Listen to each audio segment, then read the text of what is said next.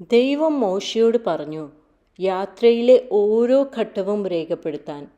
അവർ തങ്ങിയ ഇടങ്ങൾ, അവർ നീങ്ങിയ ഇടങ്ങൾ, ഓരോ ഘട്ടവും. വിജയങ്ങൾ മാത്രമല്ല, അത്ഭുതങ്ങൾ മാത്രമല്ല, എല്ലാം, ഓരോ ചുവടും. എന്തിന്? കാരണം യാത്രയ്ക്ക് അർത്ഥമുണ്ട്.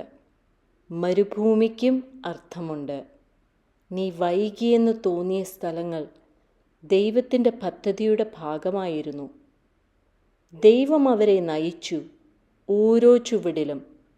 അവർക്ക് മനസ്സിലായില്ലെങ്കിലും പിന്നീടൊരു നിർദ്ദേശം വന്നു: നിനക്ക് വേണ്ടാത്തത് നീക്കിക്കളയുക, അല്ലെങ്കിൽ അത് പിന്നെ പ്രശ്നമാകും.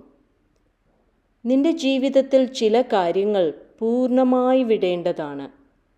കാരണം നീ പോകുന്നിടം വ്യക്തതയും അനുസരണവും ധൈര്യവും ആവശ്യപ്പെടുന്നു.